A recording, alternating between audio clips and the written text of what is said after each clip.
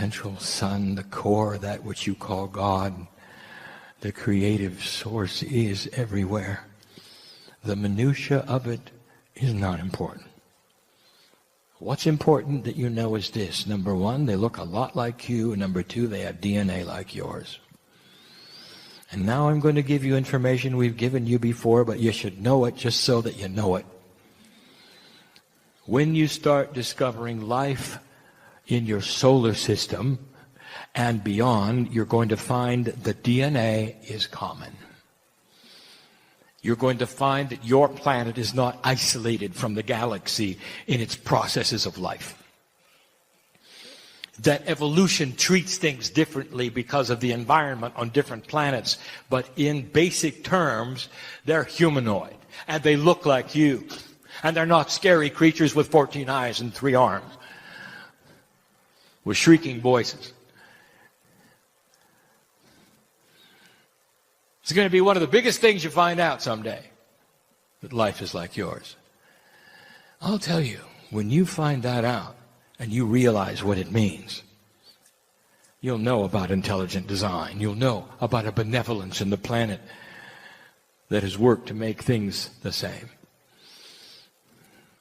4 billion years ago, can you imagine? The first planet to do this has no name. And the group that they were on, the names of the citizens, the race, whatever you want to call it, has no name. It was too far long. It was too long ago. It took millions of years. And they made it. Against all odds. It's a story, by the way, that we all know. That was the beginning. And what a story it is. And what they went through.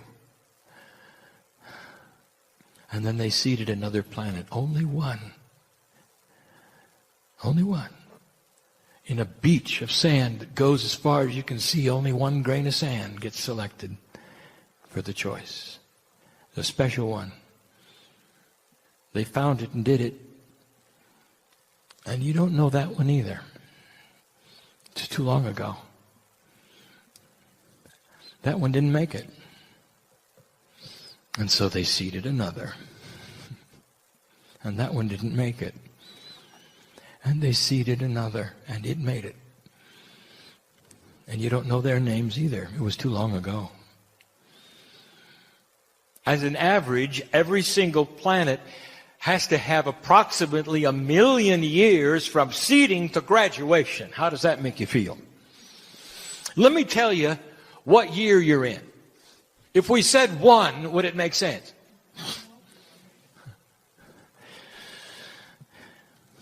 Well, you got a long way to go.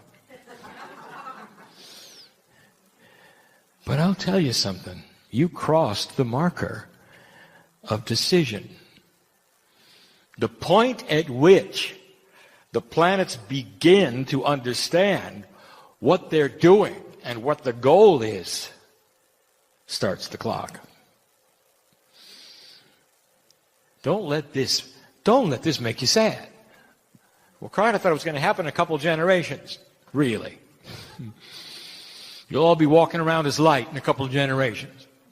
And there are those who believe that. Start using common sense.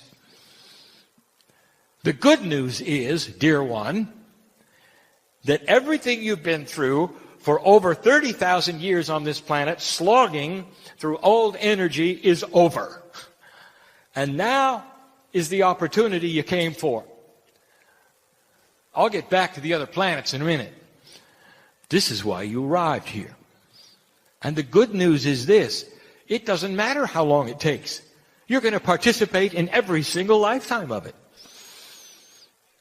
And when you arrive, let's talk about 3 or 4 generations from now. When you arrive as a new human being 4 lifetimes from now, let's say it's 300 years. You're going to awaken, and when you open your eyes, you're not just going to recognize your mother, you're going to recognize Earth. And your mind, within a few days, will be saying, welcome back, welcome back. And the child that you are, as soon as your eyes are focusing, will remember that's a cup, that's food. That's the creature who's married to mom. You'll have it figured out. Perhaps in a month you'll be walking, maybe sooner. You won't have to learn to read. We've told you this before. Look for this. Doesn't this make sense to you? This is what evolution that is spiritual is going to contain. There's going to be some fast tracking going on we haven't told you about yet. There's some masters coming back, and you won't see them as masters. You'll see them as inventors. It's okay. They don't care. Fast tracking for you. What's next? As they bring a multidimensional inventions to the planet that allow you to understand the templates of matter. Now, that may mean nothing to you. Do you understand that if you knew the template of matter, no matter what the object was, you could create it? If you had the technology to understand the template, you could create what the template is. Let me ask you this. I shouldn't even tell you because there's too much objection. What if you could create fresh food? Oh, you're so smart. The idea of the replicator came out of the imagination of a man who was a Pleiadian. And he remembered it from his planet as being real. And it is. It makes sense. Ask a physicist. Don't take my word for this. I'm telling you what could be. And the reason you'll be able to do it is because you won't be interrupted by war and horror and plague. Is that okay? Do you see how this works? One planet led to another. 4 billion years, 1 million years at a time or more. Revolutions around the galaxy. How many revs? Many. You know, don't you, that all the planets and the stars go around the galaxy at the same speed. So there is a constant there. So every single galaxy has its own speed. It's the same as yours, by the way. And every sun and every planet on every sun has the same time clock if you measure in revs. So you can relate to each other as far as how long things take. If you talk to somebody else from another planet about years, they'll have no idea what you're talking about. Because that's your reality and not theirs. The Pleiadians are your parents. When their planet went into ascension, and they had the full God within, and they realized finally what they had gone through, why they had gone through, and what they were there for. Full pineal connection, 100% DNA. Still physical. You know what that's like? Don't look for their ships, all right? They're entangled with you. Come and go as they want, just by thinking about it.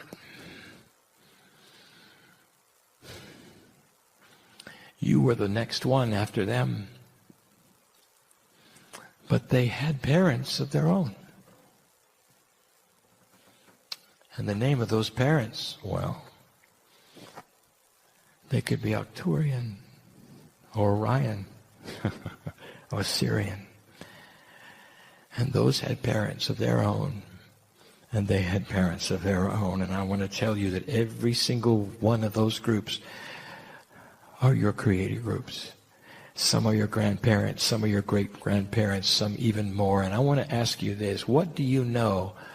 What do you know about the attributes of grandparents that your parents don't have?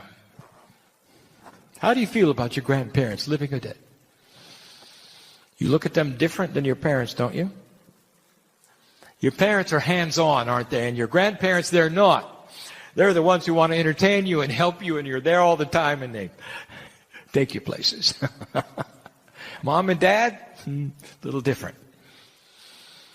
The Pleiadians seated you. They're the ones who are opening the time capsules. They're giving you all the information. They're the ones putting you through the tests. They're the ones who are saying, come on, let's go. But the grandparents, they're the ones giving the most help. Do you understand where this is going? Arcturian, Orion, Syrian. You have in your DNA who they are because it comes with the territory. Akashic inheritance. You know them. They know you. They're probably the most helpful groups on the planet. Don't separate them.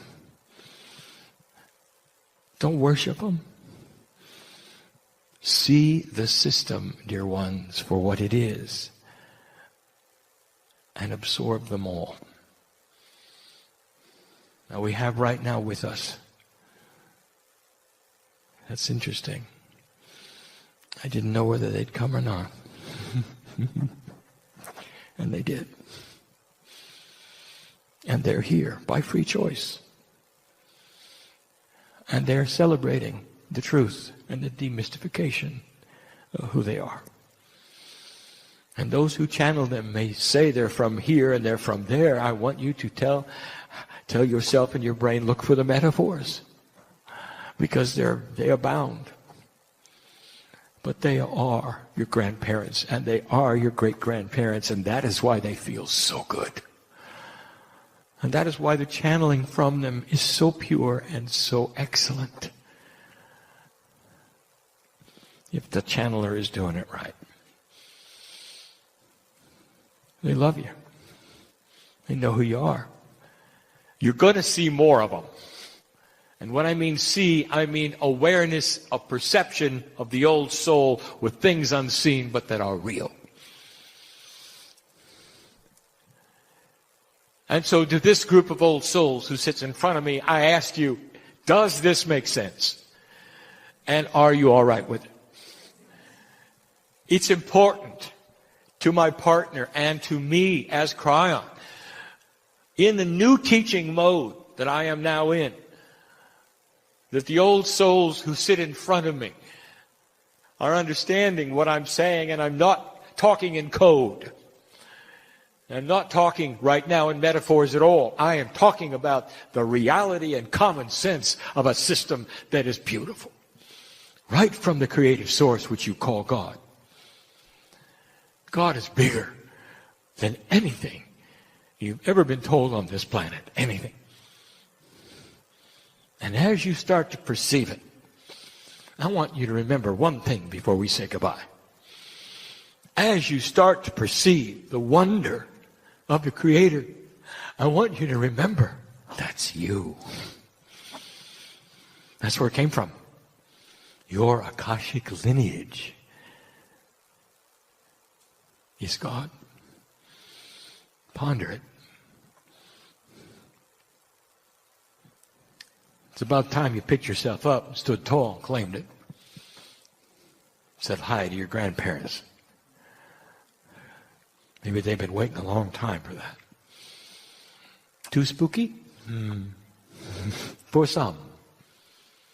For others, the truth rings like a bell of purity and answers the questions that they've been asking a long time. For it's time. You've got help.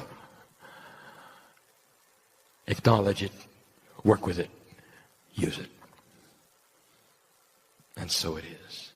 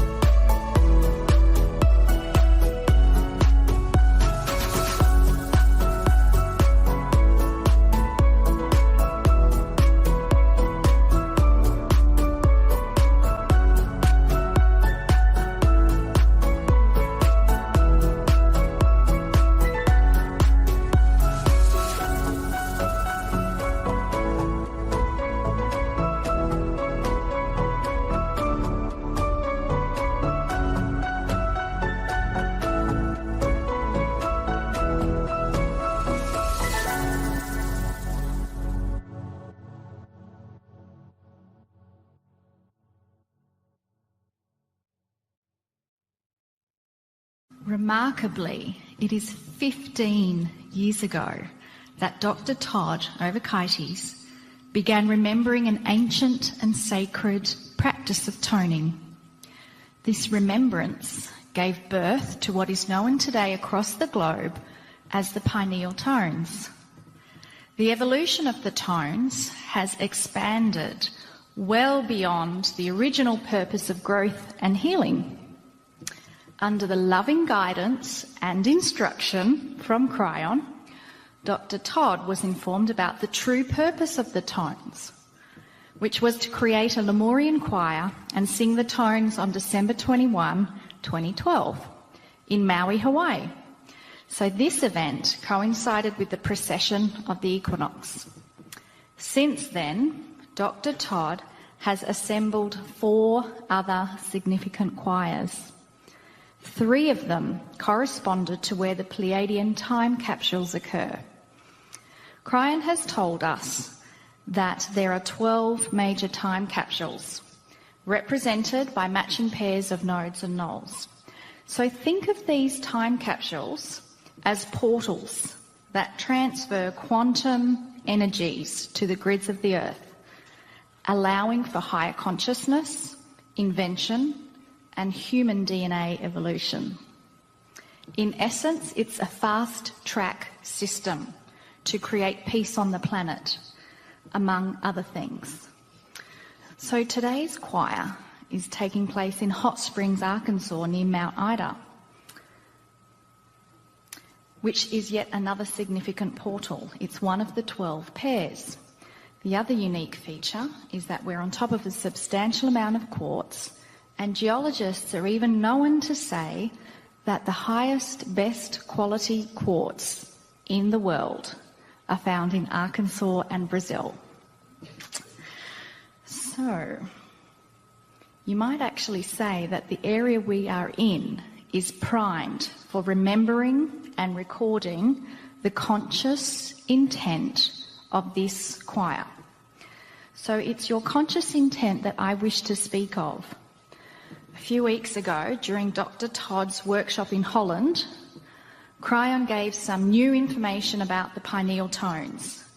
Kryon revealed that the tones do not require a precision of harmony. They require a precision of intent. When the tones are sung and heard with consciousness, it acts as a catalyst, and it creates an energy of remembrance.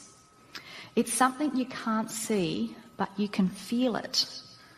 There are even stories of those who didn't participate in any singing, who stood in the back, listening to others as they sang, and they were changed forever.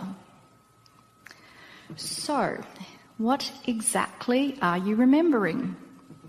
Kryon told us the pineal tones help fast-tracking a remembrance of who you were when you helped seed this planet. In other words, you are your own parents. And in some way, you have the ability to remember all of it slowly. You can remember your eternalness and that all is well. And that is why it affects healing. And that is why you will live longer. It's a catalyst for an energy that is multidimensional, and it's controlled mostly with intent. So to conclude, Kryon wants us to envision a book that magically opens and reveals the history of all living things everywhere. It's a book that opens and feeds you about the fact that you've been doing this before. Perhaps you've even walked through a shift on other planets, and you're remembering it's okay, and you're remembering why you're here.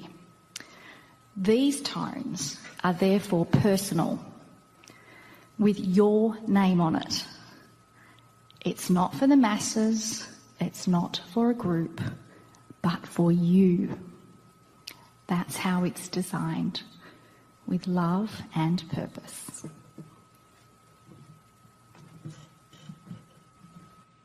Greetings, dear ones. I'm Kryon of Magnetic Service. We are with you 7 short times this day. And typically, with what we have done in the past, we wish to emphasize each time with a letter. 7 letters that spell crystal. And the first is C. This is different from other gatherings. Other gatherings, there are many who come to hear the Kryon work, to hear the channelings, the voices from beyond. Not this gathering. This is a gathering with purpose, and the Kryon channeling is an addendum, a guidance for what is here. I want you to understand an underlying principle of energy that is in this room now. And it's one that sometimes you miss. You miss it because you are consumed with the tones, with the purpose, with the intent, but you miss the real thing, and that is, what's this about? If someone were to hear you in here and would ask you when you leave, well, what are you doing? What's this about? What would you say? What really would you say? The C could stand for celebration. It could stand for creation. It could stand for crystalline choir.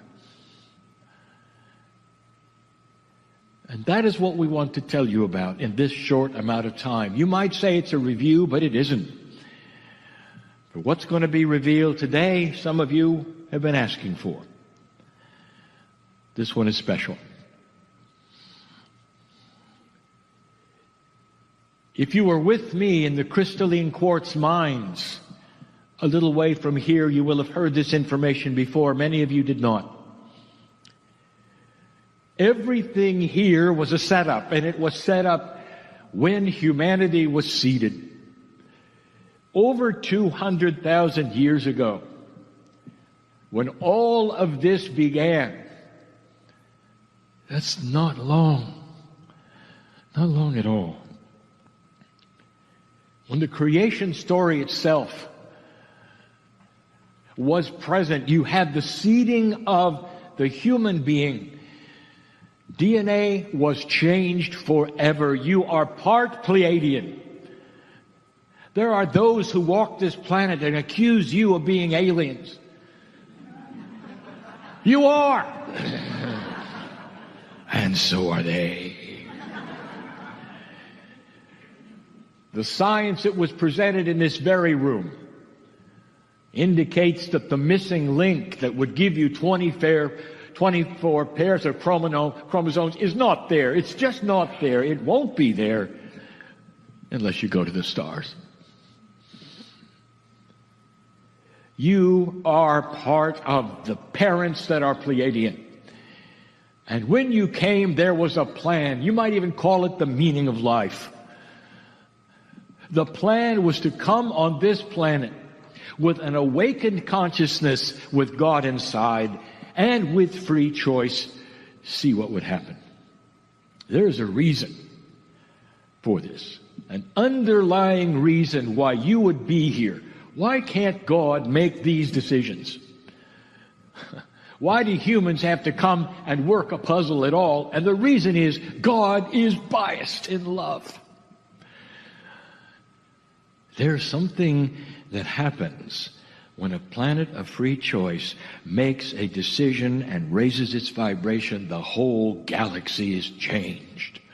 One at a time, one planet among trillions, one planet at a time. Chosen for this, the only planet of free choice at this moment is this one. And the prophecy was clear that when you cross this meridian, if you want to call it, which is the precession of the equinoxes, it all starts. This is why the nodes and the nulls were put here. This is why the time capsules were prepared 200,000 years, even before that. They would open. on time. If the humans knew about them and would do it. Dear ones, do you understand what's going on here? As esoteric as this may seem to those on the outside, you are activating something that is profound right now. On this crystalline node, you are then activating it to broadcast to the crystalline grid, which is more than you think.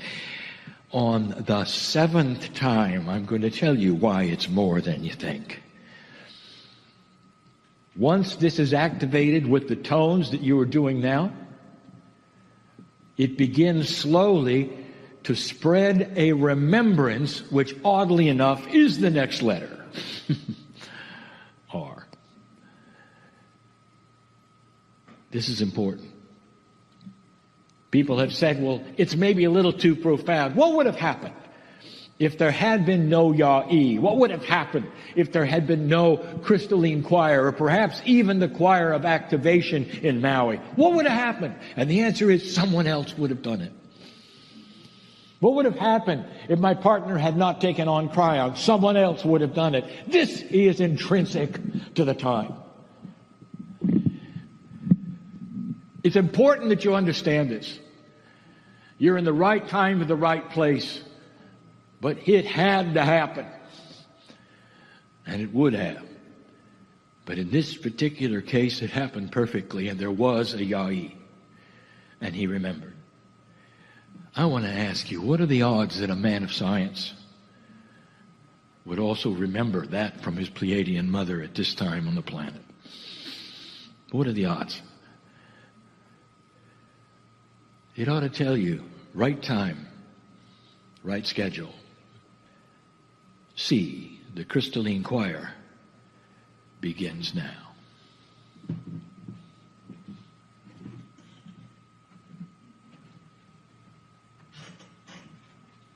Building a bridge of enlightenment through seed sounds of creation.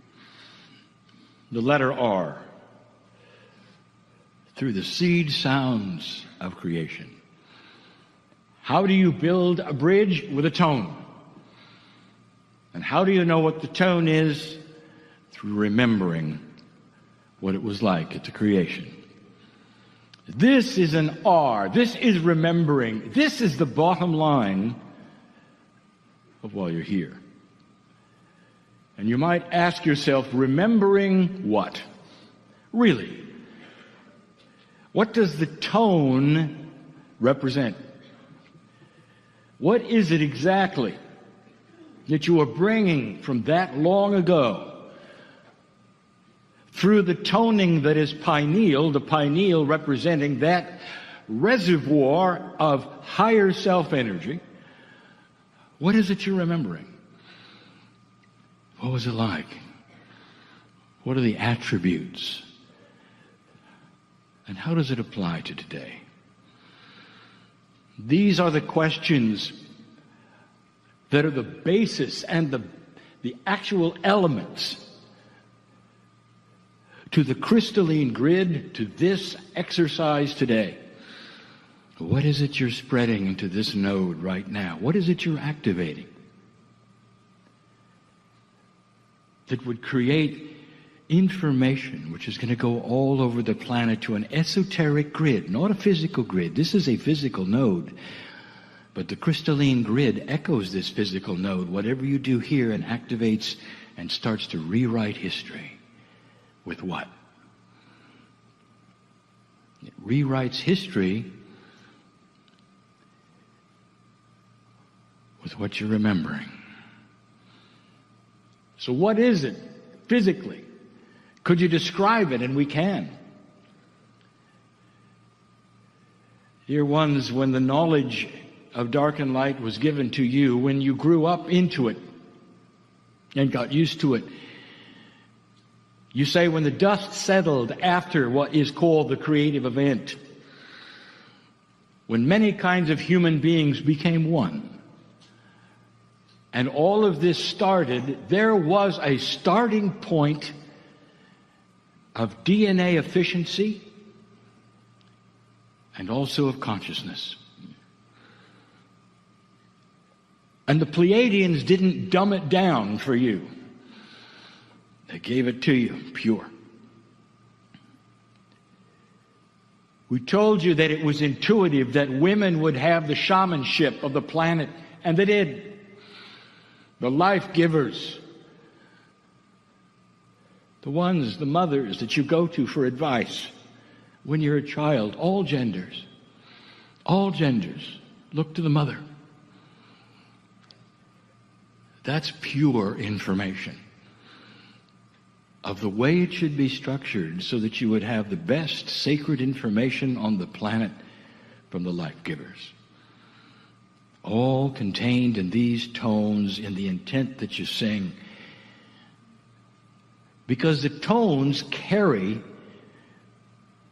almost as a fundamental carrier, all of this information back into this node, and it spreads into the crystalline. It actually gives a positioning of beginning to the planet, a restart, if you wish. And that's what's going on. And that's where it has to come from. What else would there be? Who is God? Who are you? God is not the Pleiadians. The Pleiadians were messengers, they're parents. You don't worship your parents. If your parents tell you about a beautiful creative source and show you what it's like and give you the information that is so precious, that's what you look at, not them. That God is inside, not outside. That means the answers to all of the problems of consciousness, of health, of all things on the planet is when you turn inward, not out. It's not an exterior solution. It's an interior solution. Because God is inside. That is intuitive, sacred, original information, and it isn't here. So much that was given was lost. The relationship to the living planet Earth, where you talk to each other so you can wander out into the field, and not only can you hear it speak in its own way, but Gaia shows you things. Things move, lights appear. Sometimes apparitions of your own design are there just to say Gaia knows you and you know Gaia. It's alive. It has to be. Your partners in life. You are changing the vibration of the earth. Do you think it's dead? How can that be? There has got to be an interchange. The ancestors knew it. They still do. There would be those who say, well, the ancestors didn't have much. All they had was the animals and the streams and the sky. Well, of course, that's what they worshipped. How simple of you. They felt it. They saw it. They knew the earth. They cognized the divinity inside everything. They were aware of what I call the field. That is original, sacred information given to you by your parents, by the Pleiadians. How you treat each other, what works in society, the win-win situation instead of the survival and competition, the sharing of resources, helping one another, seeing God inside each, and singing celebrations to others you don't know. Original information. You don't see it today much, do you? But you will. Listen. But you will because you have rekindled it today in these tones of remembrance, like carrier waves of a massive amount of information being placed on the crystalline grid. This node that you are on was waiting for these remembrances with these tones to be placed here, And if you hadn't had the intent of the tone, it wouldn't have happened.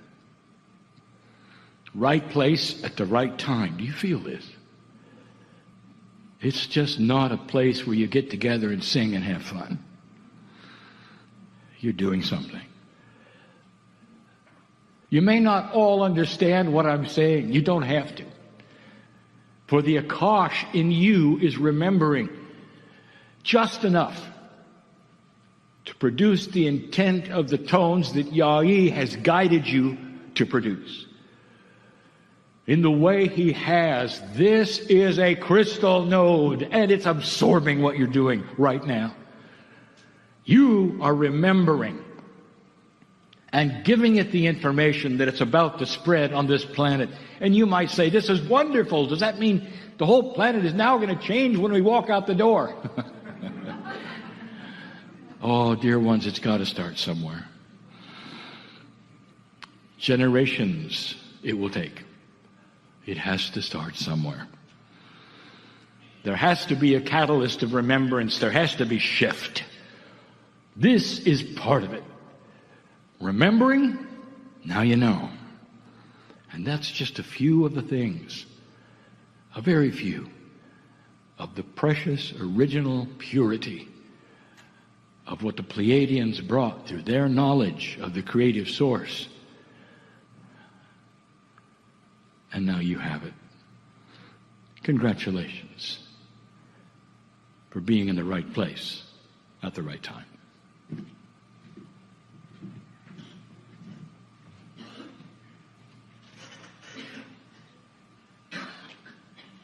Dear ones, with all of these heady sounds, with all of the feelings that build in the room at this time, with what you're doing and the profundity of the multidimensionality which you're creating,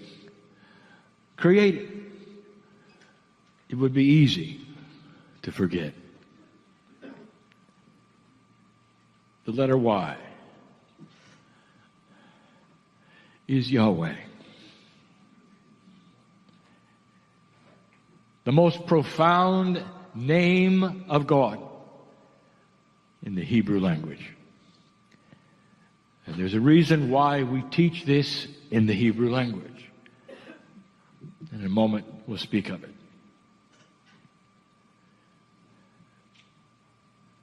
Yahweh is the creative source. It is God. It is Spirit. It is all that is. It is the I am. It is life. We've told you that God, Spirit, whatever you want to call it, is the creator of all things. All things. There are always those who are so linear they say this is not acceptable because what was before that? Because the human being is so biased in linearity. They have a hard concept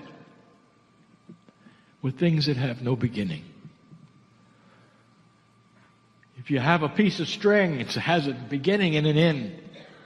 And that is the way you see everything. Everything. It echoes that which is your life.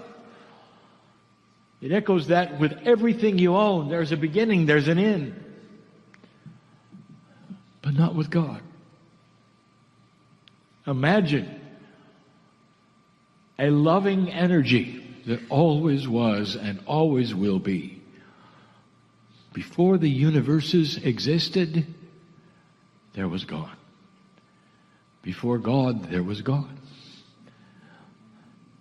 Think of it as a circle that never ends. Nothing breaks out of that circle. It was and always was original. That's why you're here.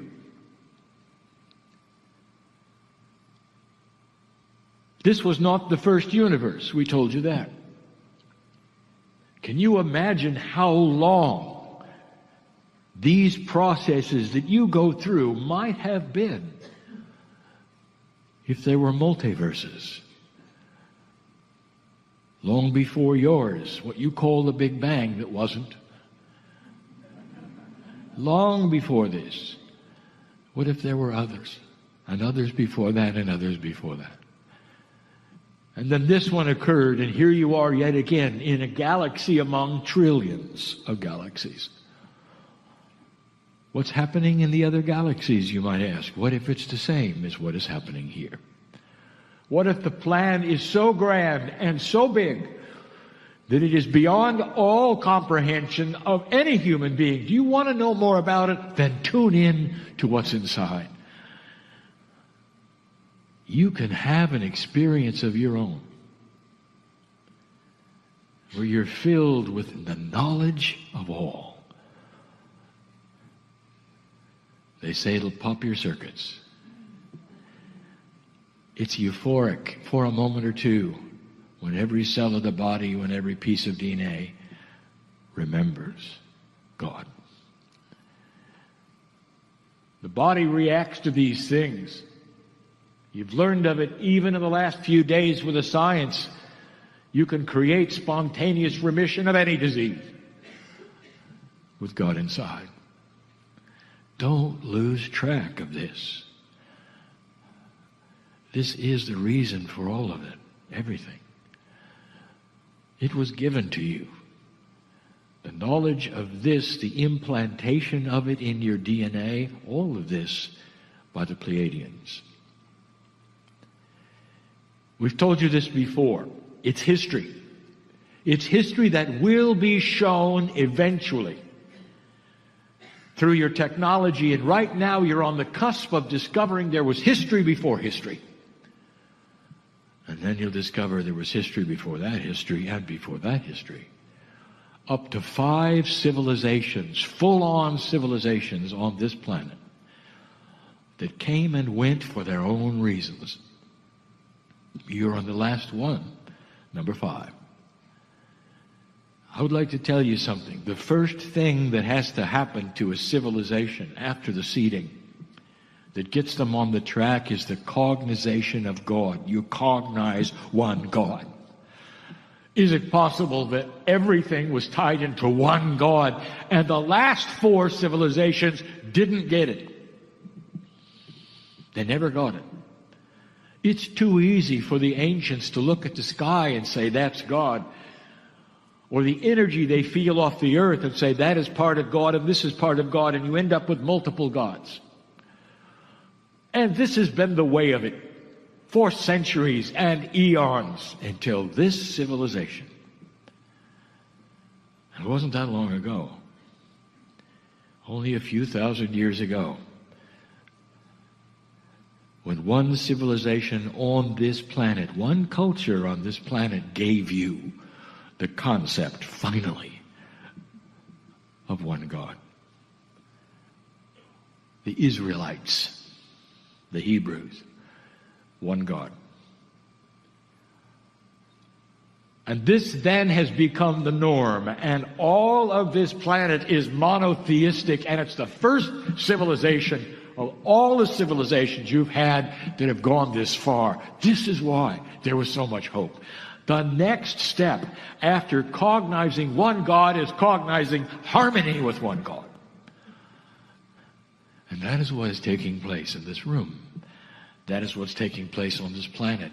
We've said it before, just don't be confused. When we talk about the Jews as being chosen, they are. They were chosen to bring you one God, and they're chosen to bring you solution in their land based upon what they know about one God. That makes sense. They're not done. That's what they're chosen for. In this time. And we've said it, as goes the Jews, go earth. They've got to do it. This is the second step. But dear ones, it's right on schedule. We have seen it before. Don't forget the reason you're here. Yahweh,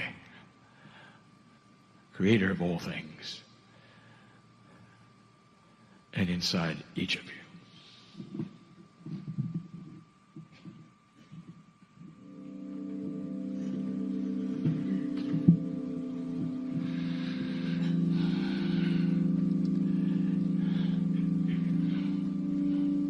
And so we start the second section with the letter S. And that's starting. It stands for singing.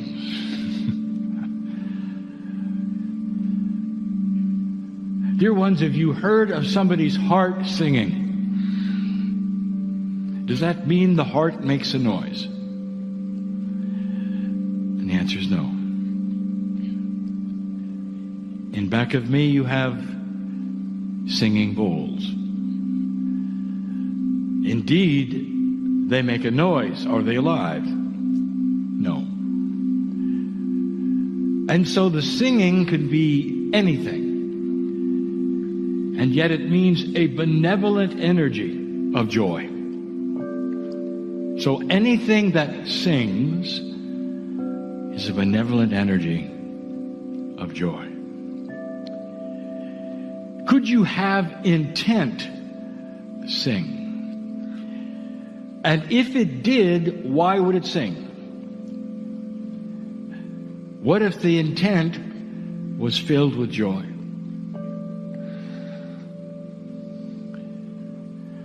Your whole countenance would sing and be filled with joy the first time you would see the newborn, perhaps the one with your own biology. And every cell in your body would sing. Oddly enough, you might be weeping, but it sings. A crystalline choir is singing.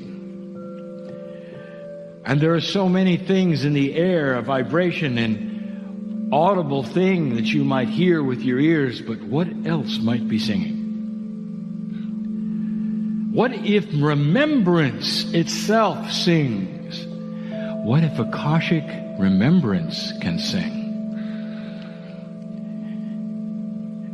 What if, when you combine energies, many Akashic remembrance have an entrainment, that is to say, they coordinate. There's a confluence of synchronicity that locks together and sings the same intent.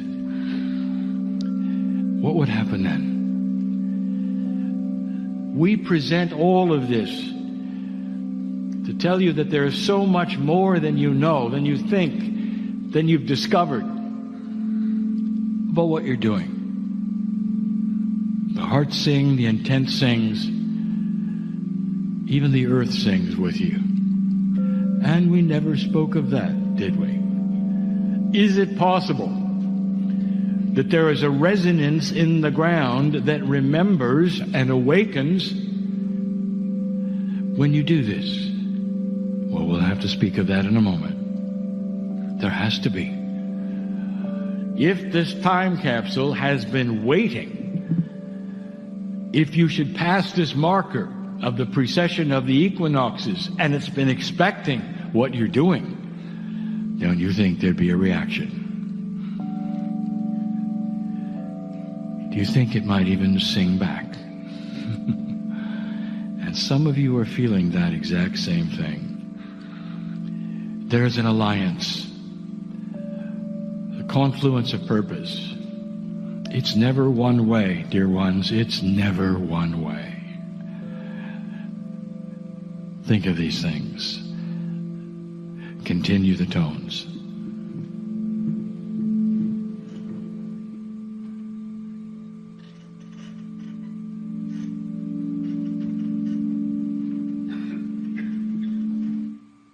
Dear ones, the letter T stands for Todd.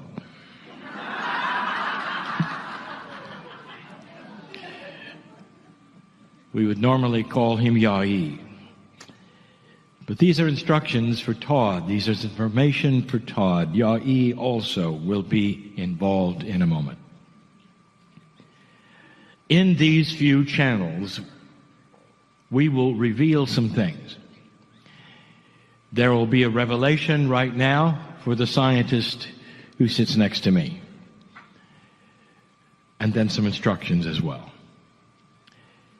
Some of the revelations will not be understood by all, but he will. And this is for Todd, the scientist. I want my partner to go slow, for this is new.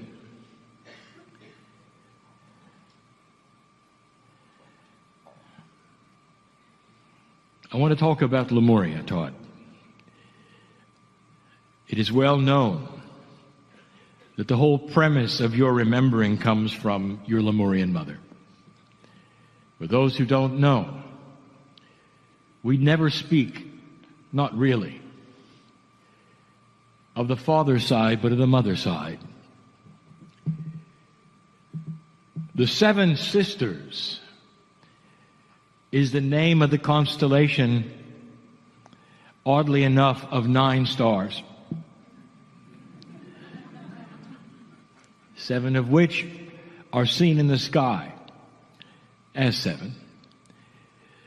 And giving them the gender of sisters, you would think perhaps is a coincidence.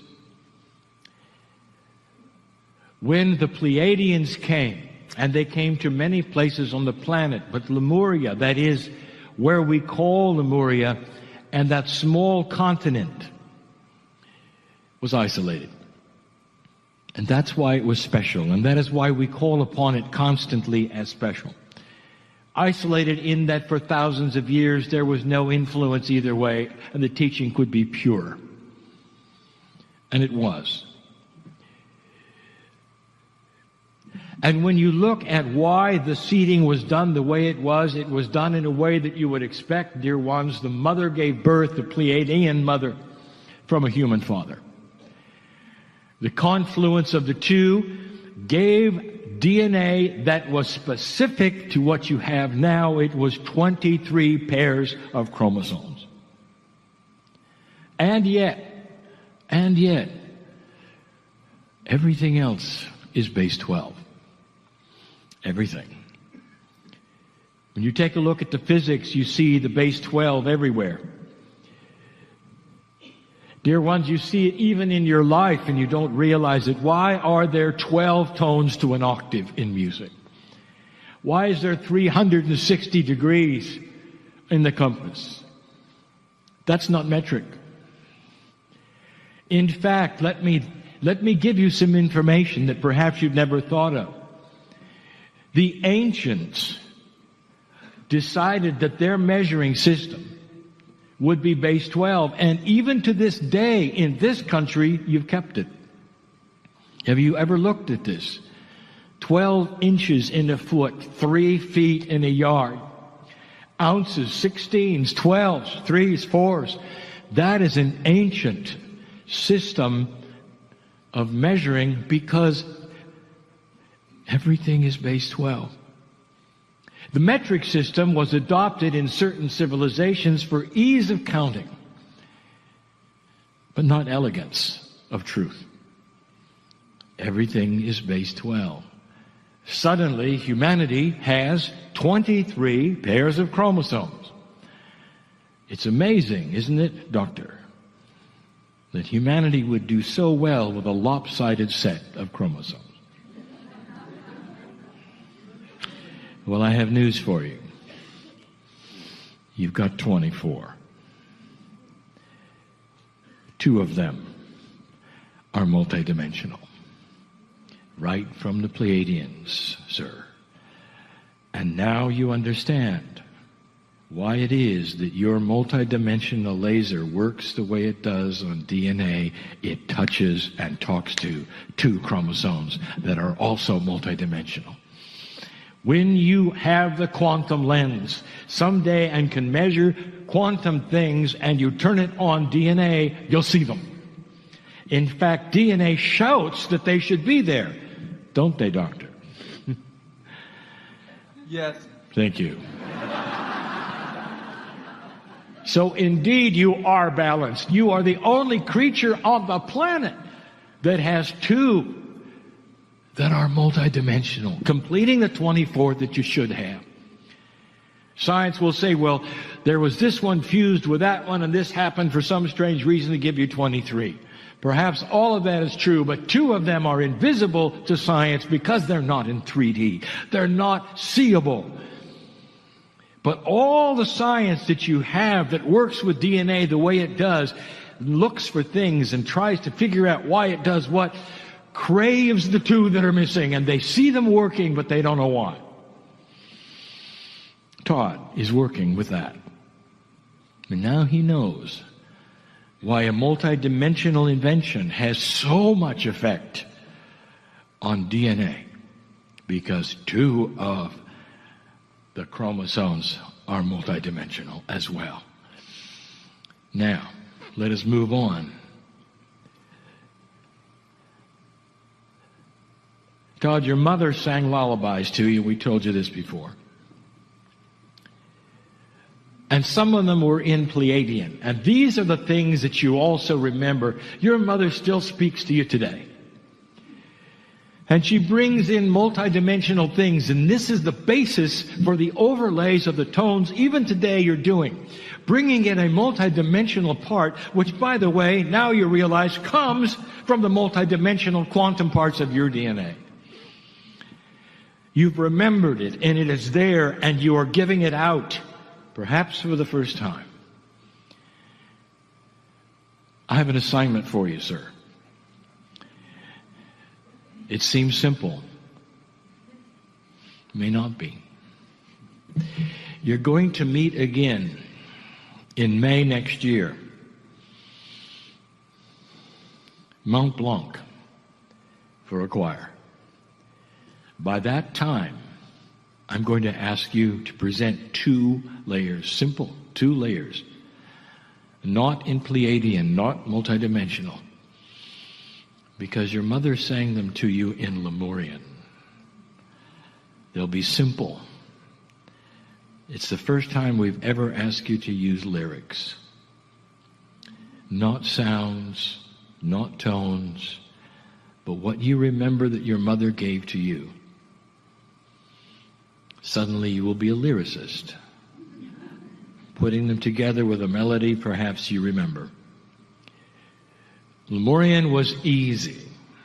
Didn't have that many letters, didn't have that many sounds, because the sounds all meant something else. An elegant language simply presented and sung beautifully. You might wonder, well, how are you going to remember such a thing? It's in there. It's in your Akash as strong as anything else. Your mother sang these in Lemurian. She had many languages. Multidimensional it was, some, but Lemurian very 3D, just for you. If you want perhaps any help, you might get an idea of what it might have sounded like, or even the meanings from the kahuna who is here. You can recognize her. She's the only human here who regularly wears a plant on her head.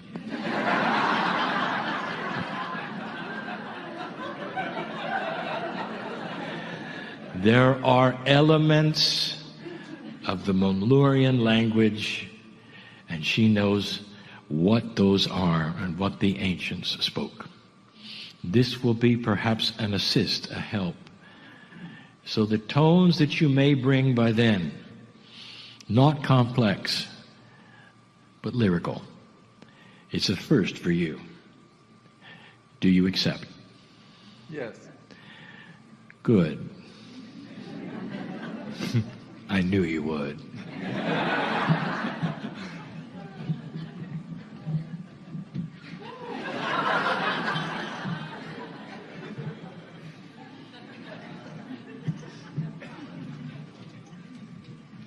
It was an earlier channel when we were where they mined the crystals, and we spoke about the attributes of crystalline that is different from any other stone, any other gem. Human beings love crystals, and there's a reason. Because they speak to you, they vibrate. There's something there. And one of the things we had pointed out to you is that there's no such thing as a crystal of doom. Every time you find one, in any situation, it either speaks to you or calls to you or just sits there benevolent. There's no negativity with crystals. They're always in a complementary blessing mode. They're also, as you know, in a receptive mode. That is to say, they remember. They store. And so it is that energy workers love to have crystals around them. Sometimes they're like friends. So what I'm going to tell you is A stands for activation. You sit on the mother lode. There is so much here, a mountain literally upside down under you that is pure. This area that you sit in and all of the area around this mountain encompasses. Knowing what I've told you, let me ask you this. Do you think a little bit of dirt is going to get in the way of the crystals sending you things? The mountain of crystal knows you're here. Imagine the benevolence, the joy, the celebration under your feet. You can't hear it, but the energy workers can feel it. Is it possible that they can talk back to you? And so we're going to do something. We're just going to take a moment. And the concentration will be on feeling the activated energy from this underground quartz crystal mountain. The appreciation, the celebration of you. Activating this that has waited all of this time with your intent, with your tones, with your joy. Imagine shaking hands with the earth in this fashion. And so I ask you right now just to be quiet and feel it. Energy workers, feel it, because it is so potent right now.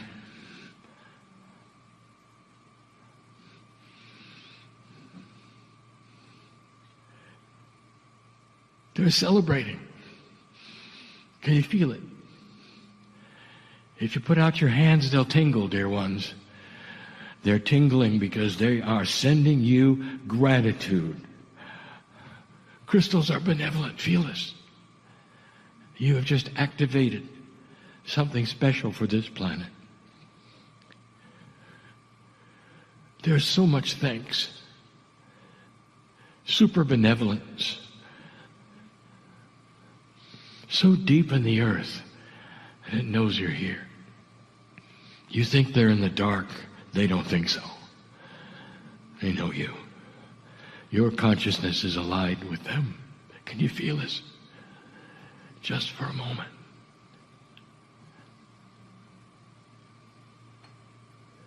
And so it is, the silence speaks as much as the grandest, loudest tone you've sung. For this moment, the earth has spoken back and said, thank you. I have one last channel, and then the activation will be complete.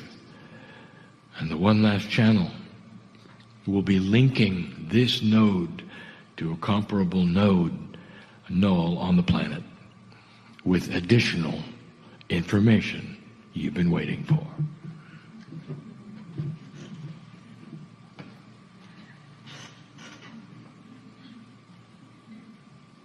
Dear ones, indeed, it is the finale. And Doctor, it's easy for me to talk to you while you're here where we can see you. And you may wish to answer. L stands for linking things together. I'm going to ask you some questions. I want to point out something. 15 years ago, Doctor, Yah-E came forward, and the first thing he did was not a beautiful pineal tone, but a whale sound.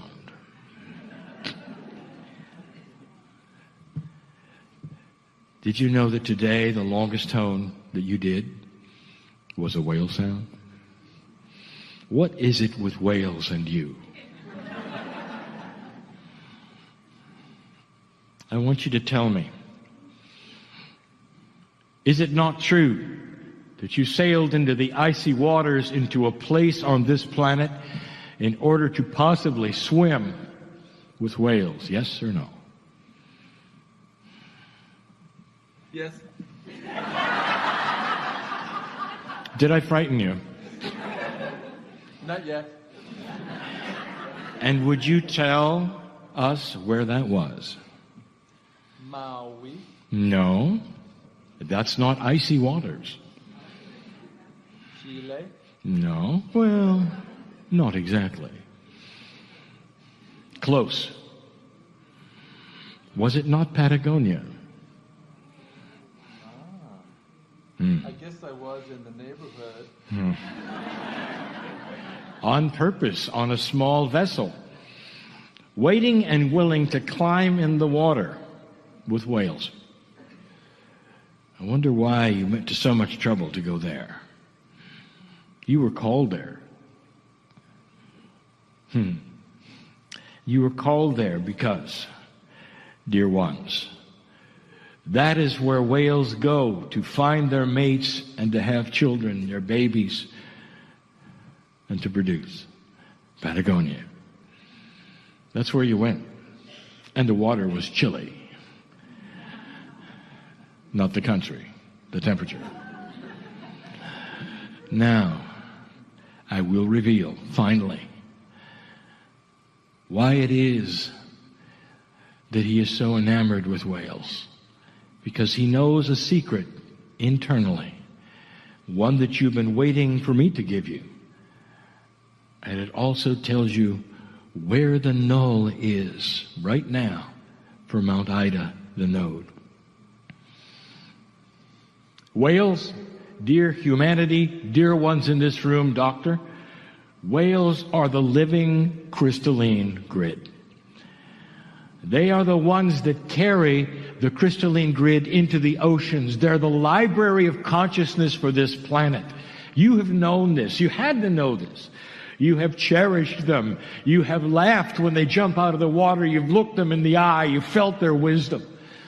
Every country in the world, if they have any kind of sense, they would have an agreement not to kill this animal, and many of them do. This is revered. The humanity of the earth is starting to recognize the value of this animal. It is a multidimensional thing that they have. They carry what the planet cannot in the crystalline grid, the living crystalline grid. And you seek them out, doctor, and you make their noises and you want to sing to them. You want to even hang upside down in the water to emulate what they do. And this is why. Therefore, I will tell you that the null associated with a node that is crystalline is Mount Fitzroy in Patagonia. Doesn't it make sense? That's where the whales are. That's where the crystalline grid is for the living part of it, not the esoteric part of it. Now you know why the doctor makes whale sounds first. And that's what he enjoys the most. You have an affinity with this animal, don't you? Now you know why. The next time you see one, I want you to understand that they're more than you think. Much more. They've been saved from extinction, and they will continue to reproduce. But the place that they go to mate and have their children is important, because the children then receive the crystalline information. The very activation that you're making today goes right to them through Mount Fitzroy. And so it is. Right?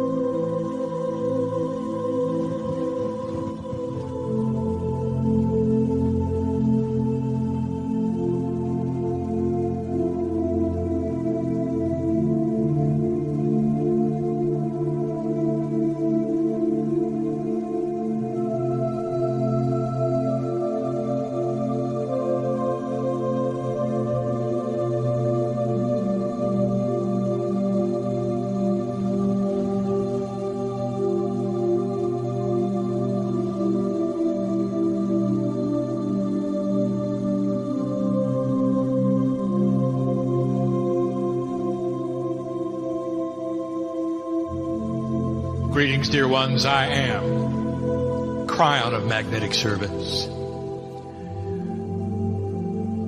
Impossible, some would say, that such a thing could be.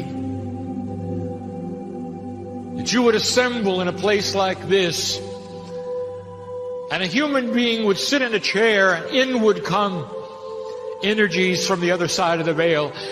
Well, I don't expect you to believe that.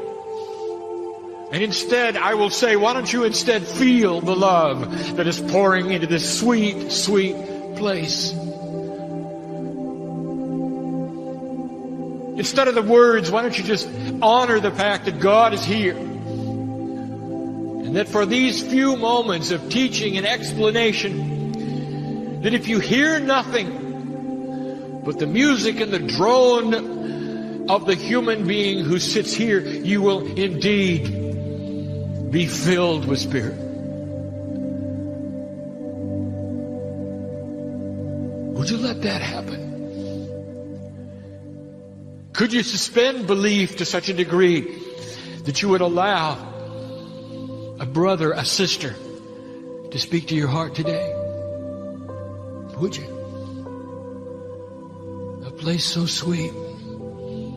It's so safe. You can think whatever thoughts you want to. You can think the fears. Let them drop away, be swept up. That's what this place is about. Even those who do not believe that such a thing as channeling could happen, even you would be okay with the love of God coming in. Maybe touching your heart. We know who's here. We've expected who's here. Even those who say, I didn't know I was coming, or I've come with someone else. I will tell you, there is no accident that you sit in the chair, dear human being. No accident. Indeed. For what you carry with you and your wants, your desires, your frustrations, known to God they are. And what human beings do not understand is that the equipment is ready to go. You are born with a duality, as my partner has spoken to you about. And in a darker energy of this planet, it's actually biased against you not to find God, not to discover the divinity within, not to see the interdimensionality of it. And so many of you say, well, I don't know what to do. How can I make something happen in my life? I really don't get it, you might say. And I'll tell you this, dear human being, I'll say it again. I'll say it as long as my partner can breathe it. I will say it, and that is, there is one step to ascension. And that is for the human being to sit down with pure intent when they're alone, speaking only to their higher self and knowing it's their higher self. Say, dear God, tell me what it is I need to know. I'm ready to start the process. And you don't have to know what the process is. Intent for something complex to begin is all it takes.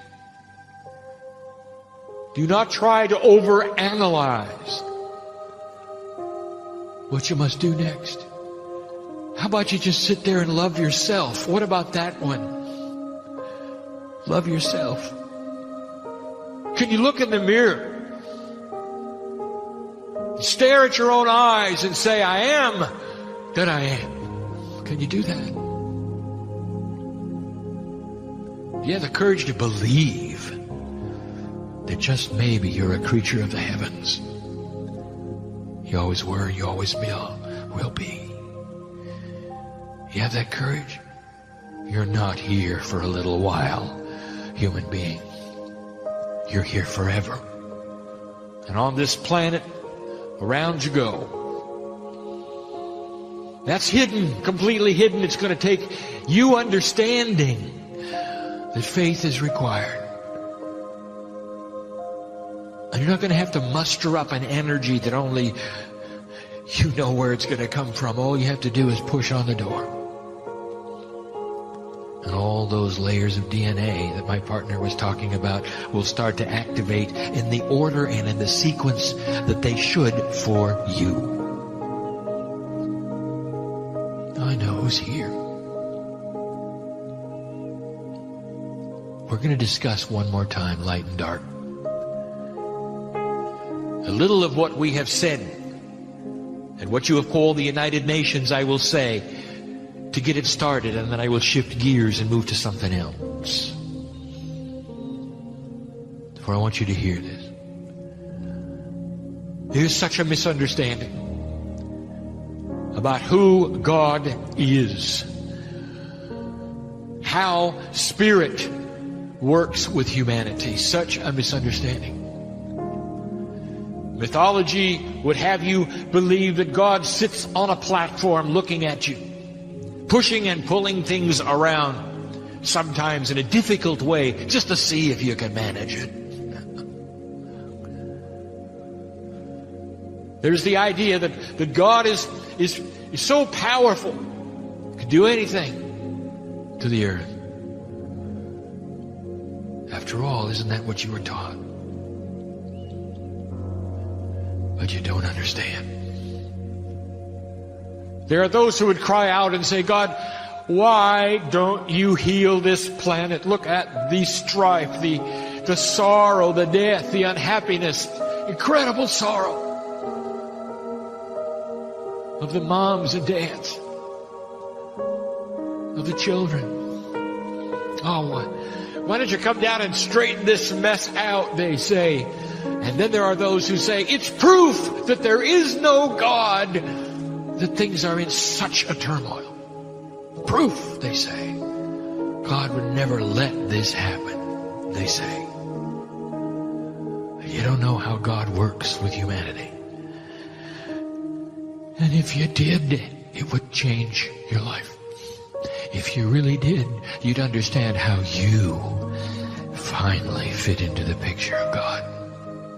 And so I'm going to tell you yet again, maybe even surprise you with something new. God can only work with the pieces and parts of humanity that allow free choice of light. The door that God goes through is the one in the human being's higher self who opens it. That changes the balance of dark and light on the planet. And it's only the pieces of light that Spirit is able to work with through the human beings who vibrate at a higher level. Free choice, therefore, is sacred. And those are the rules. And if the planet chose to shut off the light and go into darkness, God would retreat. That is the way it is. And you have known this. It is your duality. It is what you came knowing at the intuitive level of your soul. Therefore, our encouragement to open the door is to let the light in and out of the human being. And we'll speak of this in just a moment, for I know I speak in circles. Let me tell you this. We can only work with the light that you have. But in these past 20 years, something has happened that has been remarkable. And that is the light itself has shifted. It is more intense. It is brighter than it was. So even though you might have the same number of human beings shining light as lighthouses, the light is more intense. It goes further. It affects more things. And that, my friends, is the definition of this new age. And you're feeling it, aren't you? What did you think when the Armageddon did not happen? What did you think with the Mayan information about 2012? Do you not see the changes afoot? Can you not feel the energy shifting beneath you? Are you not aware that a Mercury retrograde is more severe now than it was the last time it happened? How many of you felt that one? You are more susceptible now to the vibratory changes of what the planets do around you than you ever have been before, because this planet is more in sync than it ever has been before with the very solar system it is part of. We told you about the magnetics. We told you about the weather. We told you about the consciousness. We told you about the children. And they're all in front of you.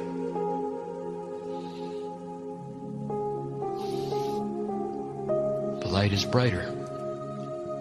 What you see today in what you would call your Middle East is because the light is brighter.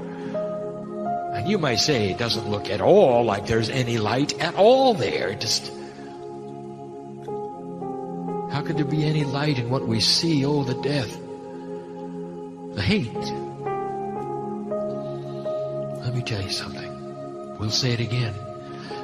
When the light starts to shine in a very bright way, it illuminates things that were always in the dark. And the earth gets to see it.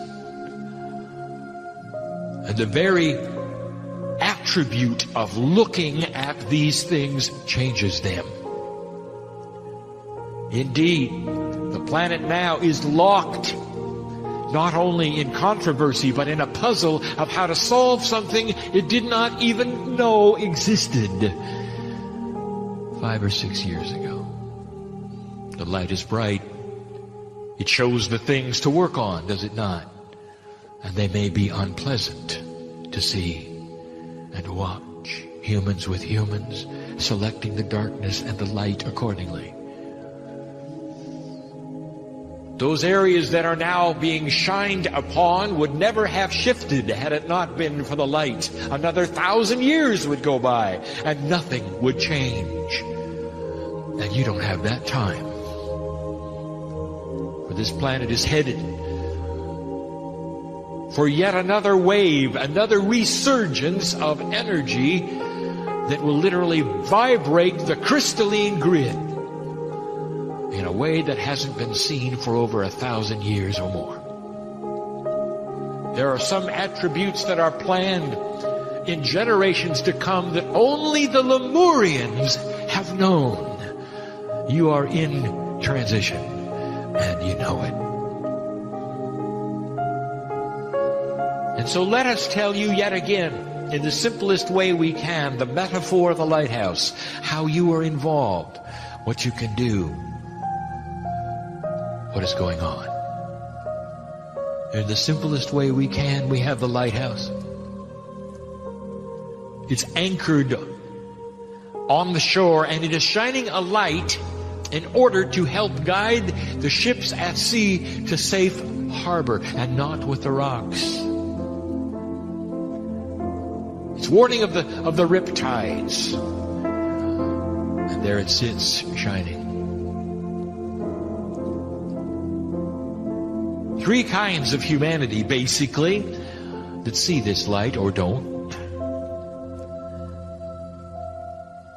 And we'll speak this yet again and change it just a little from the last time we spoke of it. One kind of human being in his ship has his pilot house with no windows. Oh, they're boarded up. He does not see the lighthouse. He doesn't think he needs to. Because he knows what the light is. He's got the books that talk about it. He's got his charts. He has all of the tools. He doesn't need that new light shining in an odd place. So he's boarded up his windows, and he's going to steer with the mythology and the knowledge that he has. He always has used before, and he's going to make it. He says he always has. Then there's the second kind of human who says, well, I have the mythology, and I have my maps, and I have my compass, and I'm going to do the same thing as that first one is, but I might get in trouble, so I've got blinds that I can raise quickly if I get in trouble, and then I'll look at the light. And there's the third kind that says, I really need that light. I'm even going to take that glass out of my lighthouse. I need to feel it. I want to breathe it in. I'm going to follow that light. Now let's back up a moment and analyze some of these things and what they mean. And in doing so, I'm going to reveal to you the real differences of what is going on today in this attribute you call earth. Some of you have noticed that the way things work has changed. Feels different. Swimming upstream, some have called it. Meditation seeming like tuning into another channel. Things are not working quite the same as they did, are they, healer? Trying to get abundance in your life is seemingly to grasp at fairies as they pass by. It's just not working like it used to. And some of you know the other side of that. You've tuned into the station and you're now working it very well. But you're aware of the changes, aren't you? It's not like it used to be.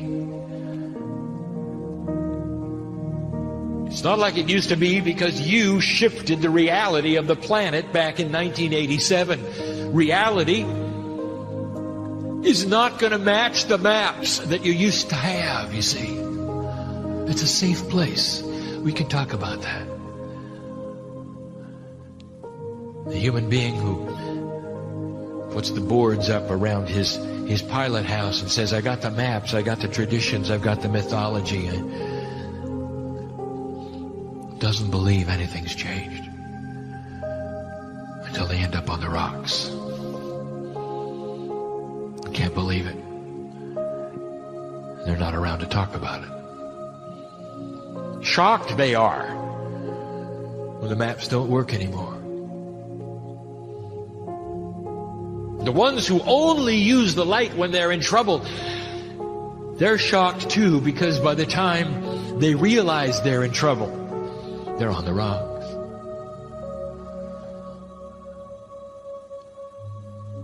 They don't even understand what a spiritual storm is. The tides are different, the rocks have moved, even the light has shifted. Dear ones, even the port is in another place. Now here's what we want to tell you about this. All of the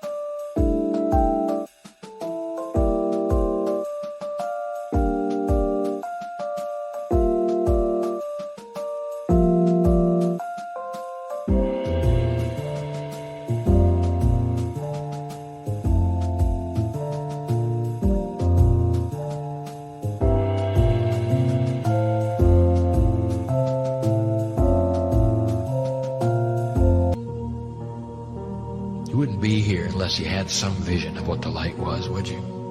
Would you sit in these chairs and be listening to this if it were not so? Listener who is not here, let me ask you this. Why are you listening to this? What is it about your choice? You think God doesn't see you there listening? It's not in the time frame as those I appear to be talking to right now. There are thousands of you who are not here in 3D right now. And I know who you are right now. It's your now, isn't it?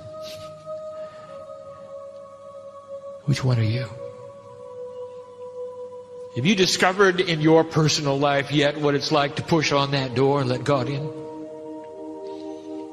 Or have you boarded it up and you're going to take God on your terms? And if you do, I'll tell you, it's a difficult life. Would it be nice to drop the burdens? This is basic. This has been taught in many, many ways for a very long time. And I'm telling you, one of the things that happens when you follow that light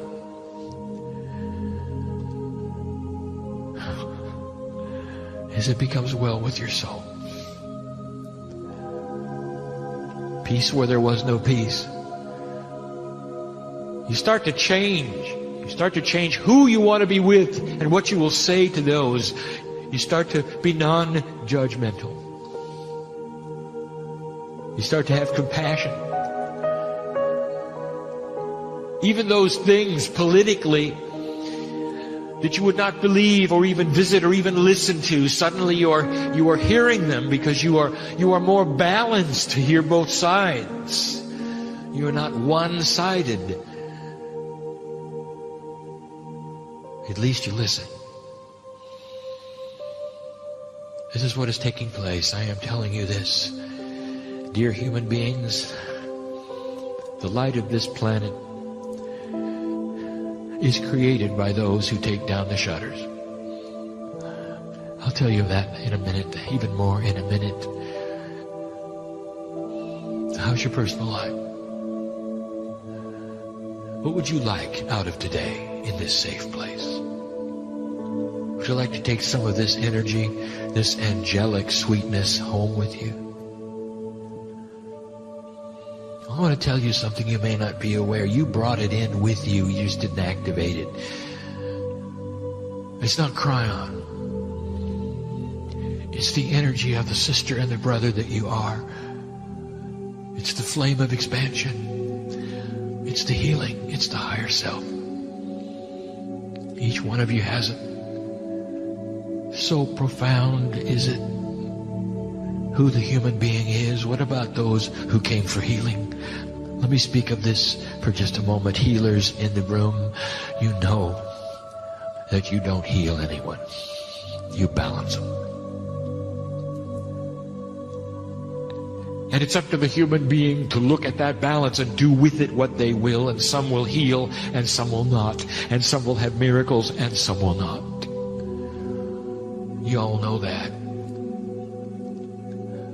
Now, what makes the difference between the one who comes for a healing and you balance them and they heal and the one that does not? And I will tell you, it's the one who decides to board up the pilot house and say, well, I'll just go with what I know, instead of the one who openly says, I want what is inside. I want a light that I have not experienced yet. I don't want to worry anymore.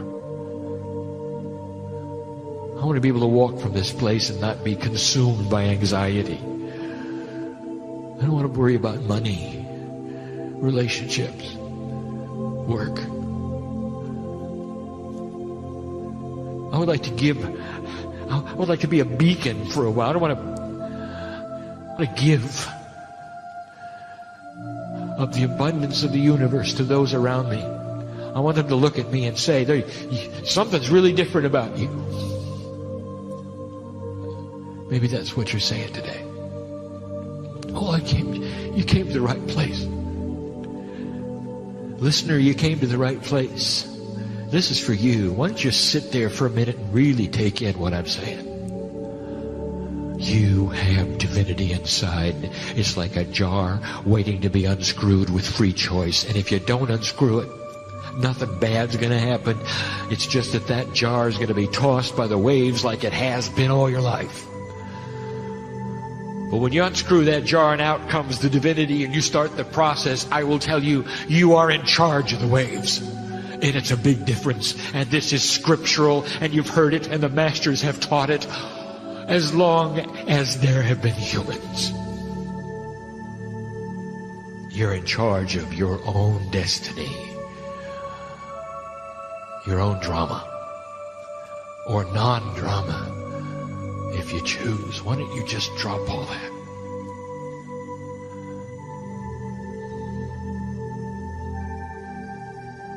The revelation is clear, and it is this: that God cannot do anything without humans opening the door. More than just free choice, we tell you this, that as you push upon that door so you may help yourself on this planet to find the divinity inside, what takes place is that on the other side of the veil there is a push back, and the light goes through the crack, and it becomes the light of the earth. And if you want to know who God is on planet Earth, it is a collection of light workers that are sitting here and are listening to this, and who are reading this, who are letting the light out of that door onto the planet to shine greatly. And that's the only vehicle that God has to change the planet. How does that make you feel? Goes two ways, you know.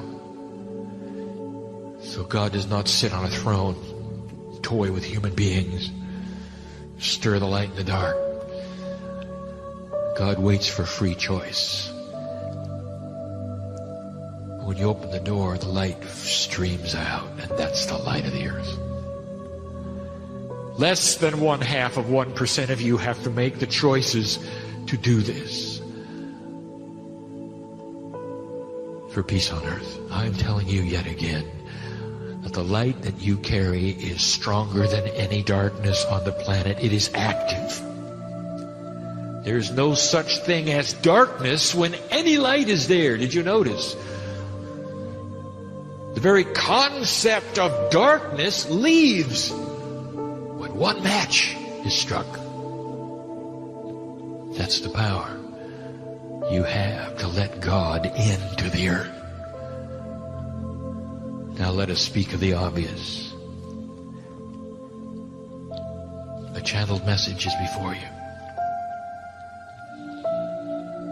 What gives Spirit the ability to come into this place and speak freely to you of these things? What is it that allows Spirit to move through this place and touch you and your heart and your shoulders and your head? And I will tell you, because you, by your sitting here, dear ones, in this place called Manhattan, have opened a door. A small portal by your allowance, by your free choice that said, I will listen today to the words of Spirit. And through this portal not only comes information, but some of you are aware, pours light for the planet. While the door is open, the light shines greatly. And if you'd like to keep the door open, it's easy. Just don't shut it in your heart. I'm going to address these who sit in front of me now. Oh, brothers and sisters. Again, I know who you are. I know what you have gone through. I know what you are going through. I represent Kryon, a group that you have known by many names through the ages, in many languages through the ages. I am the helper of the planet. I stand at the gate of your birth and your death. By many names am I known, and I am in love with humanity. Dearly loved you are in the passing and the coming and the going, more than you know. Wouldn't this be a good time to shift your own belief? Could this be true? Could it be happening? Is it worth it to see? There are those who have come for healing that don't even know it today, and by the fact that you are sitting in the chair, you are healed. I count now 4 of you who will leave differently than you came, and you know who you are. It's why you showed up. There are now 5. And so, light worker, can you celebrate these who have been healed this day? Can you? Can you say softly to yourself, quietly in your own mind, thank you? I can say it. Thank you for having the compassion that you would allow these in your midst to find this nugget that they came for. 5 healings, and not all of them physical. I've had a heart healing. There's been a past healing in here, and you know who you are. And I'll tell you, you don't have to wake up in anxiety anymore because God is with you. We're going to put a big iron layer around that issue that you can't forget, and your sorrow is going to be put on the shelf where it belongs so you can move on. I know who's here. I know who's here. Those you've loved and lost, walk the aisles. And you don't even know it. The mechanics are spectacular. And you don't even know it. Limited are you in your sight, but not in what you can feel in your heart. And so it is this night that I have come with this information yet again about darkness and light. And so it is again I have come to reveal how God works with humanity. And so it is I have come yet again to wash your feet and to tell you, I'll see you again. And when you do, we'll talk about this day. And we will intermingle energies as we've had so many times and done so many times, Lemurian. In